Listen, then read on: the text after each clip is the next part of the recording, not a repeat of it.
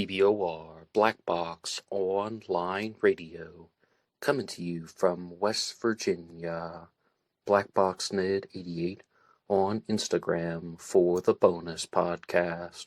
And welcome to BBOR, the home of true crime talk radio and your premier destination for unsolved mysteries, criminal psychology, and exploring the dark side of cyberspace. My name is Ned DeHaan, and I am your host, as well as the creator of AstroPsych 400 here on YouTube, and regular contributor to the Zodiac Killer channel. And a great way to support these shows is just by listening to some more content. But you can also go over to Amazon.com and have a look at the book Killer on a White Horse, written by me, Ned DeHaan. It is a novel, murder mystery, inspired by the Zodiac Manson connection, but it is indeed fictional. However, who doesn't love a good mystery? And there is always the TeeSpring page. Feel free to check out some of the merchandise. And remember, being weird is not a crime. Let the show begin. Okay, hello everybody. Today is Wednesday, another Ripper Wednesday. Welcome to the show. How's everybody doing? Just a couple of quick announcements and reminders before we truly begin. The first is that I appeared as a guest on Stuart McAdam's channel. The name is Stuart McAdam, and we were talking about the Zodiac Killer, and there's a link to the interview on the most recent Zodiac Monday for July 10th of 2023. And if you'd like to go directly to his channel, you can look for The Lost Interview with Ned DeHaan. And we also talked about Jack the Ripper and the Phantom Killer for a little bit because I often explore the connections among those cases. And I would just also like to remind you guys that a great way to help out this channel is you can hit the like button and subscribe, and you can also visit some of the links in the description box, including the one for BuyMeACoffee.com. BuyMeACoffee.com/BlackBoxNed88. It allows you to make a donation or contribution to help support the show, and anybody who makes a donation will get a shout-out on Zodiac Monday. And there is, of course, the Black Box Online Radio membership.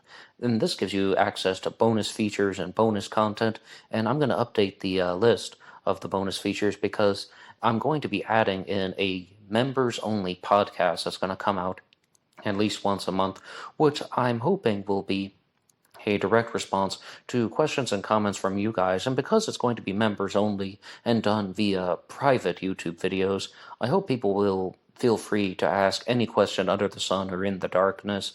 Anything should be fair game for a private members only podcast. So please feel free to visit BuyMeACoffee.com/BlackBoxNed88 for more. In this episode right now, I would like to talk more about the documentary Jack the Ripper Shocking Crimes. That's the name that it has on YouTube. The name that was on the screen during the airing of this was Unmasking Jack the Ripper. But if you'd like to search for it, Jack the Ripper Shocking Crimes, and it was done by the BBC. They talked a lot about how Jack the Ripper was able to evade capture. How was Jack the Ripper able to get away with the murders and the crime spree that he committed in 1888? And a lot of it relates to the nature of Whitechapel, the geography of Whitechapel, the economic situation of Whitechapel. And they firstly stated that Whitechapel has 74,000 residents in 1888, and it also was a place of absolute abject poverty because it was very normal to have 7, 8, 9 people living in one room, and then people would just have their children, and they would just use one room for everything, and the people who couldn't afford that would often turn to the streets, and a lot of people tried to avoid the cold by getting drunk. And I mean, it's not a perfect place because they even talk about how even the people who have children, like the mother and father, they would often get drunk themselves to avoid the problems and stresses of life. If they had any money, they might not even buy food. They would just turn to alcohol. And then the kids would have to go out on the streets and look for food any way that they could. So you have a lot of people that are ending up in vulnerable places. And this relates to a pre-Jack the Ripper crime, the murder of Martha Tabram, who was stabbed 39 times in the beginning of August in 1888, and a big theory with her murder is that she was drunk outside and she was completely unable to put up any type of fight or resistance, so somebody stabbed her. Now, I'm not completely convinced that Jack the Ripper murdered Martha Tabram, but it does fit with a narrative of how the Ripper begins operating in early August of 1888, and the crimes begin to escalate, and they become more and more vicious. They become more and more heinous. There's just more ferocity in the Ripper's actions, going all the way to Mary Kelly. I've talked about the murder of Polly Nichols and the murder of Annie Chapman, the double event, and ultimately to the Ripper's most ferocious crime, the murder of Mary Kelly. So I can comprehend that narrative, but there are also some aspects of how the Ripper could have committed the canonical 5 murders. And how was he able to not get noticed by anyone? How was he able to just disguise himself? And it could be down to some extremely simple possibilities, and this relates to wearing an overcoat and wearing gloves. Now, we've talked about this a lot on the channel, that most of the victims were strangled first. Liz Stride, the third victim, was not, and she was not mutilated, but she's part of the double event on the third night of Ripper activity. But the theory that was put forward in the Shocking Crimes documentary was just that the Ripper could have removed his overcoat, removed his gloves, committed the mutilations against the women, because it's not only about the act of killing. I mean, I've said this so many times, and I have to say it once more. The Ripper is not focused on killing the women as much as he is on mutilating them and then disemboweling them. And I'll say something about that in a second. But then if the heart stops beating, then there isn't arterial spray when the victim is being cut up the way that she would have been. Terrible, terrible things. As I said, I don't show illustrations or pictures of the mutilated women. I just don't want to include that in the Jack the Ripper report. But okay, so then this guy just has to put on his overcoat and put on gloves, and he is actually going to be concealing the majority of the blood evidence. And they did get into a little bit about the concept of, could he have worn a leather apron, and going into the whole leather apron suspect, but then they almost even dismissed that as an unlikely theory. And to be honest with you, I think the overcoat theory sounds much more convincing. And they also brought up the possibility that maybe Jack the Ripper was not a medical doctor. Maybe Jack the Ripper didn't even have medical knowledge. And maybe this was just some guy who worked in a butcher shop. And the reason why is because in this extremely poor part of London in 1888, they didn't have refrigeration. The meat was slaughtered the day of. So in the early AM hours, somebody who is working as a butcher, who is slaughtering cattle and perhaps pigs or anything of the sort, and even horses too. That's one thing that Randy Williams did want to share in his book Sherlock Holmes and the Autumn of Terror, and he also talked about it on the Jack the Ripper Tour YouTube channel, is they even slaughtered horses, and horse meat was sold in London. So then somebody might have blood on their clothing, and they could perhaps get away with that. But I'm thinking that this theory about removing the overcoat and gloves, leaving them on the ground, then committing the murder, putting them back on, and this person's mostly able to walk away without revealing a lot of the blood evidence, that seems to make a little bit more sense. Okay then, there also were some key differences and similarities among the crimes that were highlighted in this Unmasking Jack the Ripper film.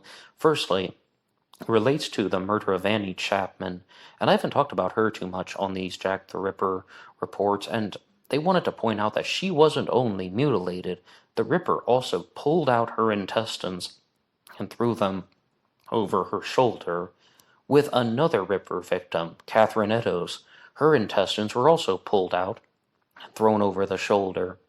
And with the murder of Mary Kelly, there is a difference, though. The intestines were removed, but they were left on a nightstand table that was next to the bed where Mary Kelly was mutilated.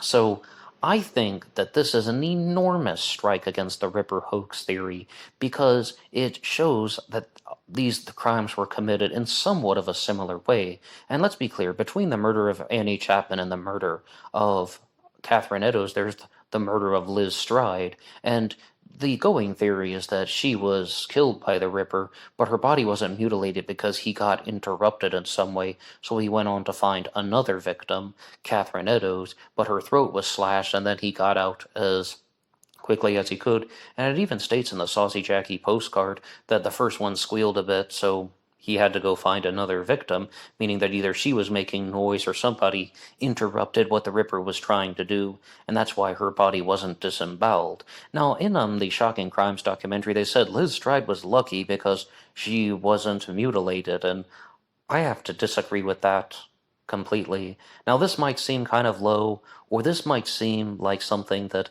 isn't super important to people, but the woman was murdered. She had her throat slashed by Jack the Ripper, and she's already dead at that point. I don't think she was lucky at all, no matter what else would have happened to her post-mortem. I mean, we're talking about post-mortem mutilations. No, I don't think Liz Stride was lucky, and that's not the most important statement. What I think is an important statement is you have multiple women in this very short time frame who have been murdered, disemboweled, and the intestines have been thrown over the shoulder. This is a strong similarity that shows that there was a real serial killer operating in London in 1888, because the Ripper hoax theory is that there was no serial killer. These were unconnected murders committed by the London street gangs, and that somebody, a journalist named Frederick Best, wrote letters taking credit for them. Now, I did just cite the Saucy Jackie postcard, but that is one of the letters that has been attributed to Frederick Best, or to be very clear, in 1931 he confessed to fabricating two of the letters, the Dear Boss letter and the Saucy Jackie postcard, and also creating the name Jack the Ripper. That's how we get them from the Dear Boss letter and then Saucy Jackie postcard, Jack the Ripper. It goes without saying, of course, that yes, that the name Jack has been attributed to this killer because of the letters, but he did not admit to writing the From Hell letter or other communications, such as the Openshaw letter, which I have a whole episode on. I don't think that one's authentic, but it shows that the going theory and the well-accepted theory is that there was a real serial killer that was operating in London in 1888, and it's so easy to dismiss the whole story and be like, there was no Jack the Ripper. These were unrelated murders that were committed by the London street gangs. I even got pulled into that type of thinking for a while, but when you look at how these crimes are committed, going back to the murder of Martha Tabram, and looking at how a woman is stabbed 39 times, and then with the murder of Polly Nichols, a woman is mutilated, and then with Annie Chapman, she's disemboweled and the intestines are thrown over the shoulder, and with Catherine Eddowes, she is disemboweled and the intestines are thrown over the shoulder, but the Ripper also mutilated her face. And with the murder of Mary Kelly, her face was viciously mutilated. So you see that there's just a very strong escalation in the Ripper's tendencies. And as I said, I give the murder of Martha Tabram an 80% chance of being a Ripper victim, but I am not completely convinced that she actually was killed by the Ripper. And I'm also not completely convinced that Liz Stride was killed by the Ripper. And even though, this is another point from Shocking Crimes, even though that this was a very poor part of England, that this is a very, very poor area, murder was not extremely frequent, and it wasn't very normal to have these types of murders taking place. Even the murder of Emma Smith, who is regarded as the first Whitechapel victim, and I've talked a lot about her death on these Ripper Wednesday episodes, but they asked a challenge question about the murder of Emma Smith, and I would like to try and respond to that. Emma Smith was murdered in the spring of 1888, well before the other crimes that have been attributed to Jack the Ripper, and she was attacked by multiple people. She was sexually assaulted with an object, and then she walked back to to a lodging house, and it's a journey of about several hundred meters, a few hundred meters, but it took her a few hours to do that. So people think that she was actually falling to the ground and passing out because of her injuries, because of blood loss, and because of the overall trauma of everything. And it sounds absolutely horrible what happened to Emma Smith, being attacked by multiple people and sexually assaulted with an object. Rest in peace to her, as well as all of the other victims. And then when she's in the hospital, she's talking to members of law enforcement, and she's refusing to give any of the details about the gang, because they thought, the going theory is that Emma Smith thought she was going to live, and she was afraid that they would get revenge on her if she told anyone what happened. So the challenge question was, why did this gang, why did these individuals assault Emma Smith so viciously? And my honest attempt to answer the question is that I believe that there was a group of people who saw a woman in a vulnerable place, who were abusive, extremely poor, indifferent to the law, and they thought they wouldn't get caught, and they weren't loved as children. Do I need to say anything else? Okay, the only other additional point to share would be that perhaps they were trying to instill the fear of death into her. They wanted her to just be consumed with fear so she would never ever report them to the police. I mean, other than that, I think that that's just what it was. Some people who targeted a woman whom they thought couldn't fight back, and in many ways they achieved that, as horrible as it sounds, but Emma Smith is regarded as the first Whitechapel victim. Now, if you have this area, though, with 74,000 residents living in poverty, you're going to have a lot of children who, as I said, experienced very rough upbringings, but they don't all turn to murder. Now, why is that? Statistics will play a very large role in these true crime cases. For example, with the Zodiac Killer mystery, I have uncovered something about how 1969, when the Zodiac Killer committed the majority of his murders, was an extremely deadly year for the San Francisco Bay Area. Twice as many murders took place there as normal, and it's not all because of the Zodiac Killer. The Zodiac murdered, three people in 1969, and possibly some other crimes. But it just goes to show you that some years there is more violence than others, and it's not like every year is going to have the exact same number of murders, and I believe that we're going to find the exact same thing with Whitechapel in 1888, that perhaps all types of crime were going up, perhaps multiple types of crime that were going up. And to the credit of the Shocking Crimes documentary, they did want to point out that there are reasons why we learn the story of Jack the Ripper. There are reasons why this serial killer mystery is so widely discussed, and it's not only the unsolved aspect of it. It's not only the fact that there's this serial killer that didn't get caught. And it's not only the letters, which people try to analyze over and over again, or the name Jack the Ripper. It's also something from the time of the crimes, the contemporary times when these murders took place. And that is that people in the upper class were afraid that these elements from the world of poverty would spill over into high society. They're thinking, if there's this serial killer going out and roaming the streets of Whitechapel and targeting women from poor backgrounds, well, who's to stop the killer from targeting people of rich and wealthy backgrounds? And it just created the image of fear and terror, and it spread across the city. Now, that's a claim that they made, and I don't necessarily know how valid that one is, but I can comprehend it to a certain extent about saying that there was definitely fear that was being spread throughout the city of London, and it's almost like a problem for the poor people could become a problem for the rich people, and that's why people were developing a sort of panic at a certain time. And there was even a newspaper clipping that once said that, when will the Ripper strike next? Not will the Ripper strike next, but when. And definitely they're trying to scare people even in the newspaper business. But it seemed like there was a real threat, there was a real serial killer, and there was genuine fear that people had about this becoming a more deadly problem for all parts of London and maybe even to England. And then there are these other types of theories that Jack the Ripper moved to another country, and I'm hoping to discuss those at some point, because I've always said, if somebody has written a book, or if they have done a series of videos, even if they've done a large amount of forum posts, I will talk about their theory, no matter how outrageous it is, no matter how far out it is, as long as I believe that they are genuinely sharing something they believe in, or they're presenting it as a theory that they believe in, I will discuss it. And I mean, I've talked about true crime theories on this channel before, where I ultimately just had to say, okay, well, I read up on this case a little bit, and the origin of it is on a website that says the story was created purely for entertainment.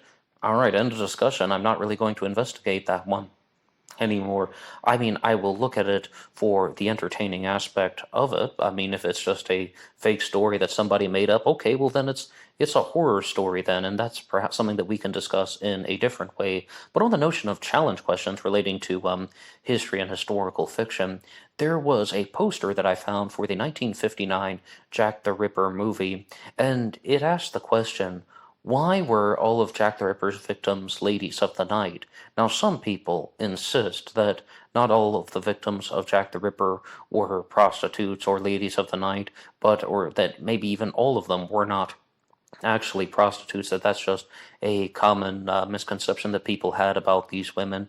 No matter what, whether they were or they not, I mean, I'll try to answer this question because they discussed it in the Shocking Crimes documentary, and I was so odd that I'm just listening to one of the panelists discussing this, and he took the words right out of my mouth, almost verbatim.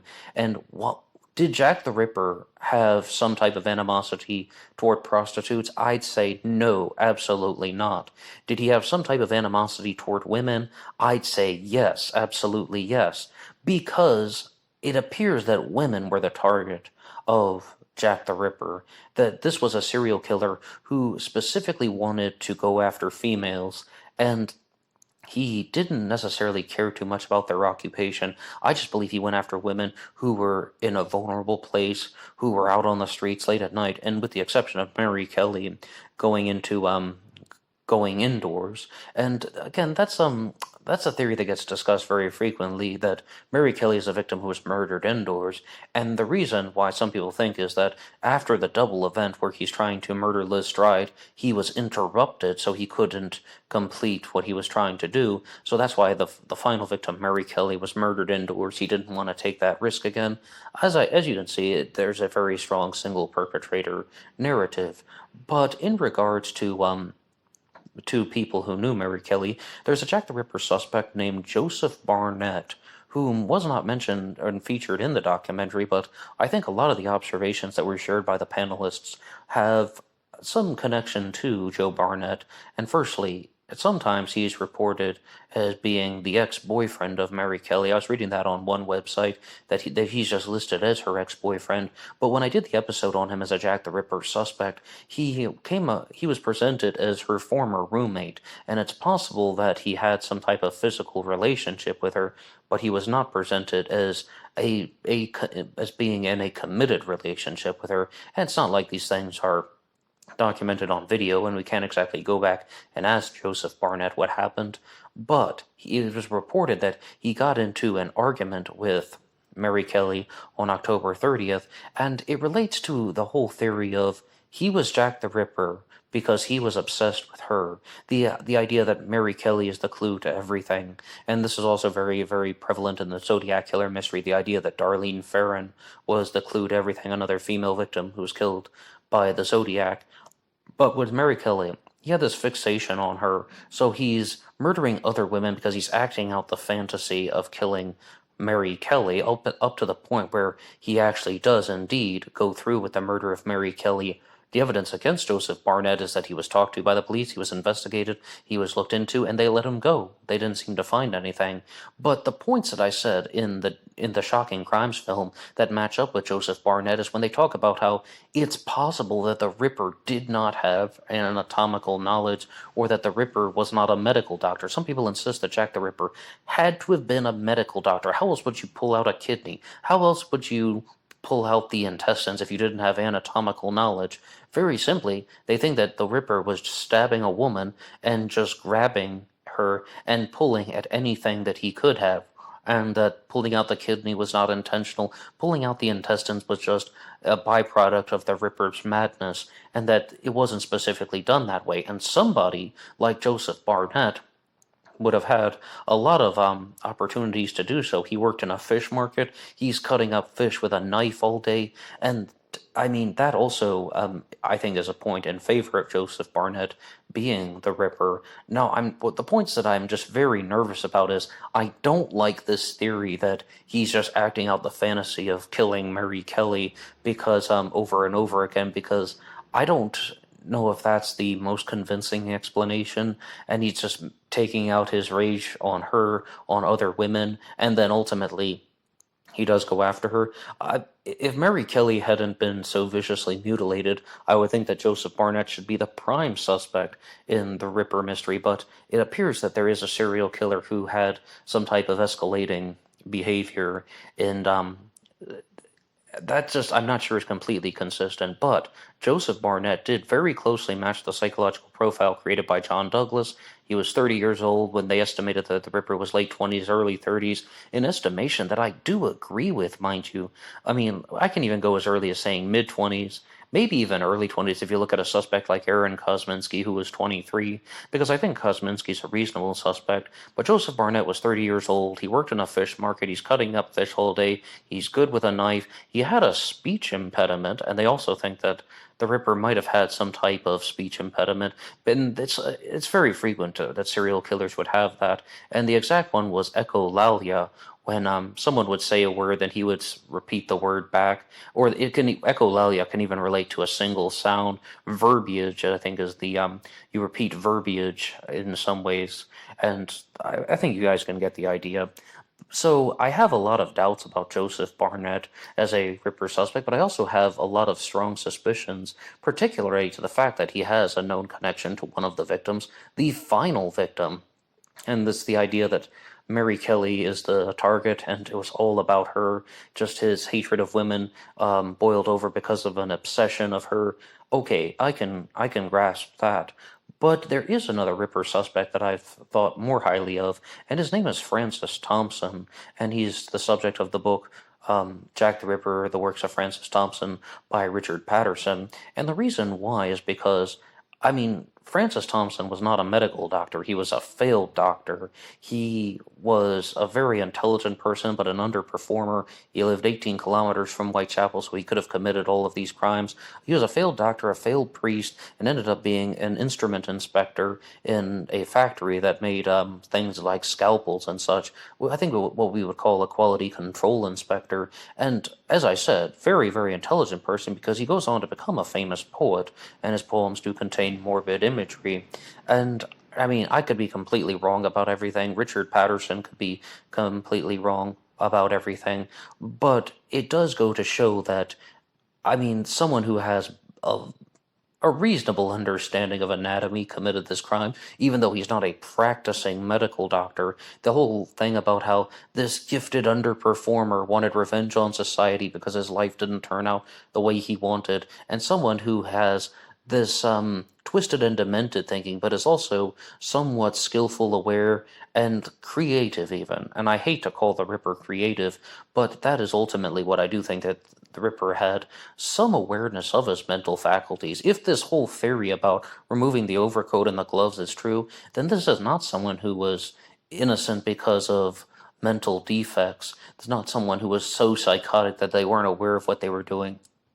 The Ripper knew exactly what he was doing, and he perhaps was becoming more and more mentally unstable, unless you do entertain some theory that Joseph Barnett wanted to murder Mary Kelly, and after he did that, well, then it was over, and he just didn't need to kill again. I mean, if you entertain a theory like that, but can I just ask you guys the challenge question? What do you think about Joseph Barnett as a Jack the Ripper suspect? And if you want to talk about Francis Thompson, I would love to read your comments on him as well. But what do you think about that narrative of how Joseph Barnett was trying to act out the fantasy of murdering Mary Kelly over and over again? He wanted to murder her, but he didn't only want to do it once. He wanted to experience it multiple times, and the only way to do that would be to murder multiple women, or that he's, even if you just want to simplify it and say he's mad because of his obsession with Mary Kelly, so he targeted other women, and then ultimately he ended up going after Mary Kelly. What do you think about that? You can put your ideas in the comments section down below. And as far as the 1959 murder of the 1959 movie. Yes, I've been saying too many things about the word murder. No, there's the 1959 Jack the Ripper movie, and I want to watch all of those because, I mean, they're related to the Ripper mystery, and I definitely try to follow different types of films. And also, the one that has been most widely recommended was The Lodger, an Alfred Hitchcock film. that was inspired by Jack the Ripper. I haven't seen it yet, so I can't give you any more comments than that. It just comes up from time to time in Jack the Ripper readings. But yes, I'm going to incorporate some more of those into the Jack the Ripper reports, Ripper Wednesdays. And I will confess to you guys, I have never seen the movie From Hell with Johnny Depp. I featured the poster for it in several different episodes, but I mean, it's almost, I think that is one of the more famous Jack the Ripper movies. I've even used comments from Alan Moore, who worked on the graphic novel From Hell, in these episodes, but I just really haven't watched many movies about Jack the Ripper, so I'm hoping to explore that, and then we can have much broader discussions. As a lot of you guys have noted in the comments section, I don't seem to be joking around or anything like that. When I did the episode on Francis Tumblety for Ripper Wednesday, back when I had the every episode was devoted to a suspect, and I have a playlist for the Jack the Ripper suspects. I was doing that when someone just said, "Dad, this is the first time I've ever heard you laugh." And yes, Francis Tumblety was a medical quack doctor, and he lived an outrageous life. I don't think he was Jack the Ripper, but a big point with that is just we're talking about people being murdered, and I definitely try to watch what I say most of the time, but if we're exploring the film connection, we'll just look at different aspects of how the movie was made and the way that it's being presented. So there's a little bit more of more freedom in which we can use with our word choice. But other than that, I would just like to get your response to the challenge question. And I know already, when you guys are hearing the stuff about Jack the Ripper removing the overcoat and the gloves, you're probably going to be thinking a lot more about Charles Lechmere, Charles Cross, as a Jack the Ripper suspect, as opposed to Joseph Barnett. And that just sounds like some way that he could have committed the crime. He worked as a cartman pushing meat carts. I mean, that's maybe not the same as a butcher, but similar. And also lots of exposure to slaughtered meat and so on. Respond any way you like. I would love to read your comments in the section down below. Anybody can write the show at BlackBoxOnlineRadio at AOL.com. You can also get me on Facebook. My personal Facebook is in the description box. And there is always BlackBoxNed88 over on Instagram. And I'll see you over there. Until next time.